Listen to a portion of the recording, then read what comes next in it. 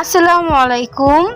আশা করি সবাই ভালো আছেন। আলহামদুলিল্লাহ আমরাও ভালো আছি। তো আজকে একটা পুডিং বানাবো, ভাবলাম যে আপনাদের মাঝে শেয়ার করি।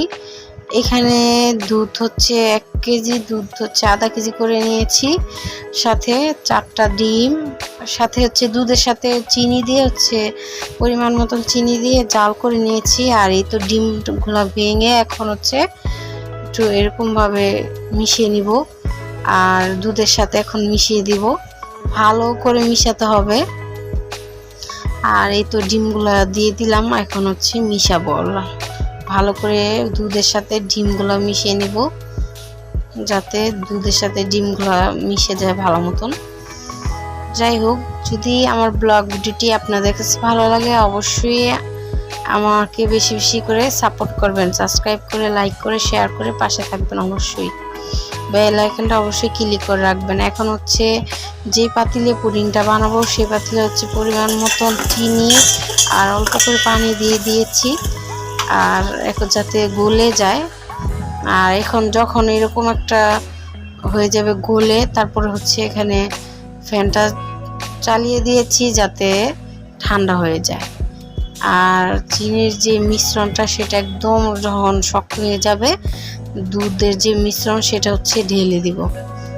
আর এখনো এই তো চারিদিকে ঘুরে ফিরে দিয়ে দিচ্ছি ভালো করে, যাতে চারপাশটা এই তো এখন একদম শক্ত হয়ে গিয়েছে। আপনাদেরকে দেখাচ্ছি, আঙ্গুল দিয়ে এরকম জাতা দিচ্ছি, কিছুই হচ্ছে না। এখন ভালো মতন লেগে গিয়েছে আর কি।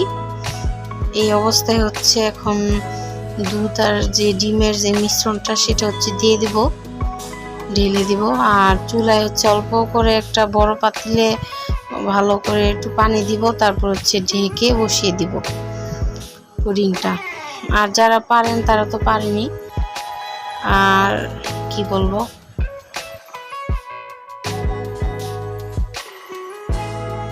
এখানে কাঁকরোল আর আলু নিয়ে বসে পড়েছি, কাটাকাটি করে রান্নাবান্না করব, সাথে চিংড়ি মাছ ভুনা করব সন্ধ্যার নাস্তার জন্য। এই তো এখানে ডাল ভিজিয়ে রাখবো, কারণ ডালটা ভিজালে পর সন্ধ্যার সময় পেঁয়াজও ভাজবো। ভাবলাম যে খোরশেদ ভাইয়ের বাসায় যাব, ওই জন্য পুডিংটা বানিয়েছি, সাথে পেঁয়াজও নিয়ে যাব আর একটু মুরচ রান্না করে নিয়ে যাব। আমরাও খাবো, খেয়ে দিয়ে তারপর নিয়ে যাব আর কি। ভাবলাম বাচ্চা কাচ্চারা আছে, ওরাও খাবে না। আর এই তো অল্প করে ভিজাবো, ভালো করে ধুয়ে তারপরে পানি দিয়ে ভিজিয়ে রাখবো আর কি।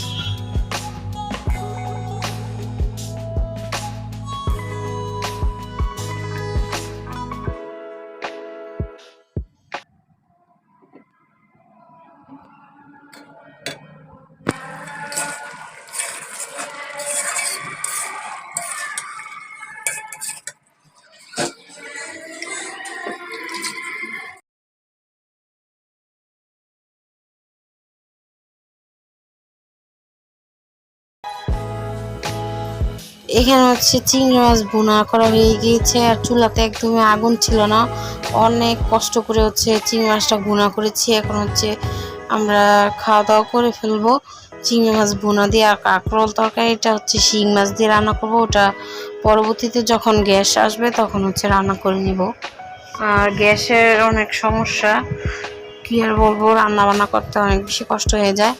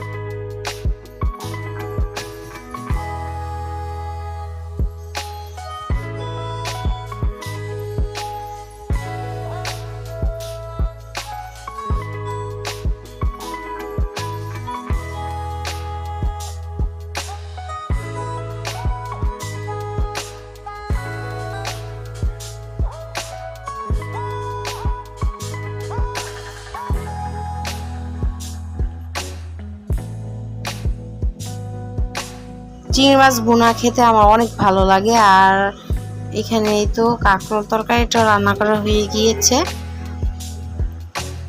আর সন্ধ্যাবেলা হচ্ছে তো নুডলস রান্না করবো, এটাও আপনাদের মাঝে শেয়ার করবো। এখানে হচ্ছে এই কি বলে 5 প্যাকেট নুডলস, তারপরে হচ্ছে বরবটি, গাজর, পেঁয়াজ, কাঁচামরিচ, ডিম কেটে নিয়েছি। আর এখানে হলুদের গুঁড়া, মরিচের গুঁড়া, লবণ, তারপরে হচ্ছে একটা ম্যাজিক মশলা, আর হচ্ছে পেঁয়াজ, এগুলো সবগুলো নিয়ে নিলাম।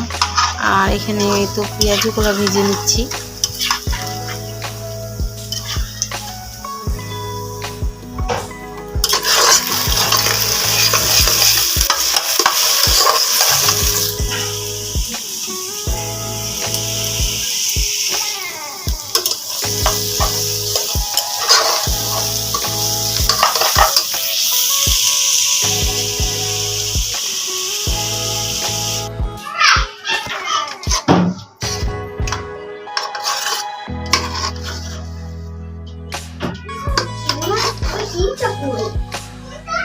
আর এই তো নুডলস রান্না করে গেছে। আর পুডিংটা এরকম হয়েছিল। এখন হচ্ছে আমার হচ্ছে বক্স ছিল না, এই জন্য আর কি নিতে পারিনি।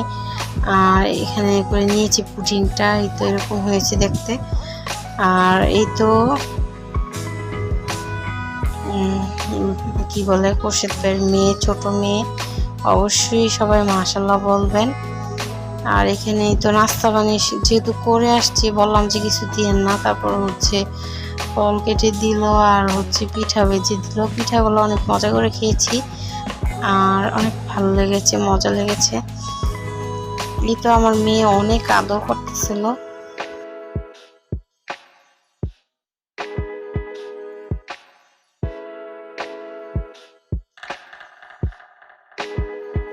আপনারা তো জানেনই, ছোট বাচ্চা দেখলে অবশ্যই মাশাআল্লাহ বলবেন, কারণ নজর লেগে যেতে পারে, তাই না বলেন? আর অবশ্যই মাশাআল্লাহ বলতে কিন্তু ভুলবেন না। আর আজকের মতন ভিডিওটা এই পর্যন্তই। আশা করি আপনাদের থেকে ভালো লেগেছে। আল্লাহ হাফেজ, আসসালামু আলাইকুম।